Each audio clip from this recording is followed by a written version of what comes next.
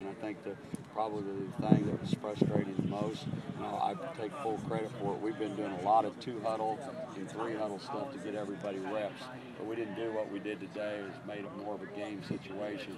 I probably, as a head coach, didn't have as prepared as I needed to for that type of situation because we'd really been repping to learn what we did. And then, we lost the center, and then we had some fumble exchanges, which you're going to lose the center every once in a while. You got to be prepared for that. So everything that kind of happened in there was a great learning experience, and then you go back and you try not to do it again. Now, if you're making the same mistakes over and over, that's a problem. But it's great. It was great teaching film. Spent a lot of time on it, and I thought this morning was a very, very difficult physical practice.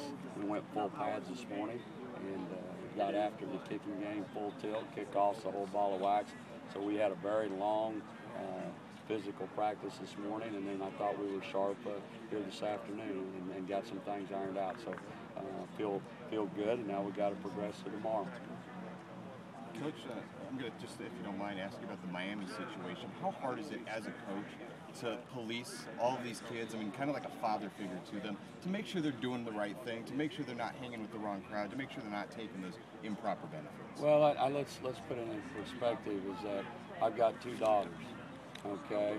And, you try to keep track of. My wife is, one is 24 and one's 21, and she still calls them every night and all those kind of things.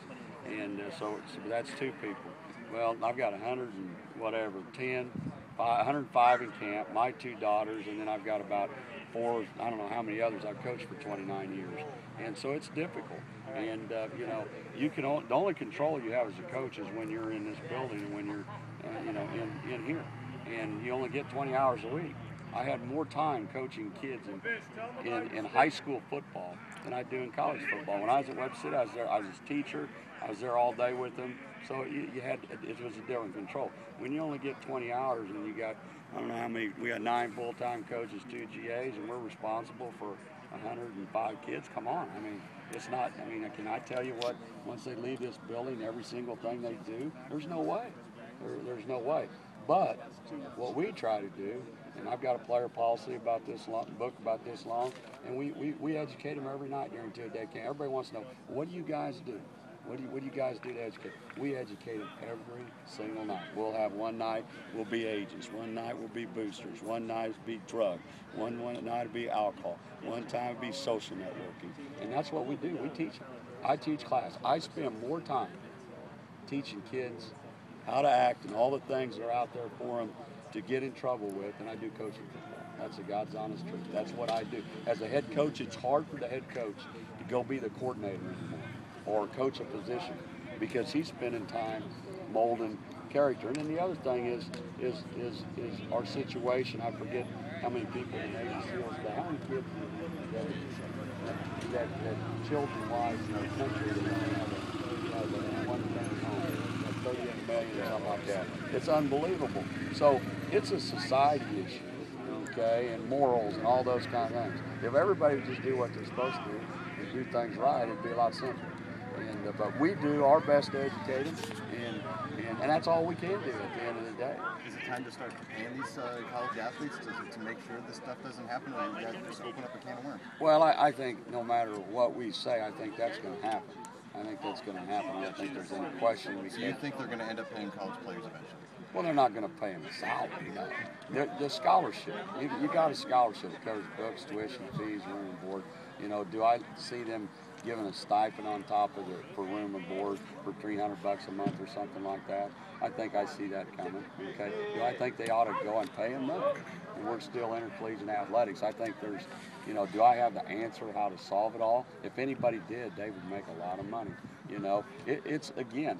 You look at sports, you look at society. We've got a lot of situations that, in my opinion, it all starts with my generation. We've screwed it all up. Is that we can't be these kids' best friend. I'm their parent, and when you do something out like, you got to step on it. Okay, some of these kids, I don't know who or what. They don't. Some of them have not had a parent, or they're a single parent, or been in foster homes. They go and something happens. They don't know it. They don't know anything. So you have to teach them. You got to educate. So there's much more to football coaching, and it's starting to come out. There's much more to it. We are educating kids all the time, trying to tell them. But at the end of the day, we've had them for what? They've been going 18 years, and then all of a sudden they come, okay? And you've got them for a short period of time, for 20 hours a week, and we're supposed to change the world. That's like everybody here going, well, Coach, how many games are you going to win? Hey, I've been here for 5 months. I get 20. I've had about 23 practices, and I'm supposed to win every game. Yes. Hey, so it's an issue. It's a problem. I'm sure that, I know the NCAA is going to look at it. I know the presidents are looking at it, and we'll keep working towards that. But let's just like clear back into the Oklahoma SMU days, all the way back. I mean, it's not the first time all this stuff has happened, but we have much more notoriety to know it's happening. Okay, now you know it's happening. What are you going to do about it? It's kind of like our program right now. We got a lot of things that we got to get solved in our program. We got to quit talking about it, and we got to do it, right? Same thing with that. I mean, we got to quit talking. Yeah, that's a problem. What do you do to address it? But again, you can't, as a head football coach, I can't drive around 105 places, and my cell phone sets like this next to my bed, and I'm going to tell you right now, I got a problem every night.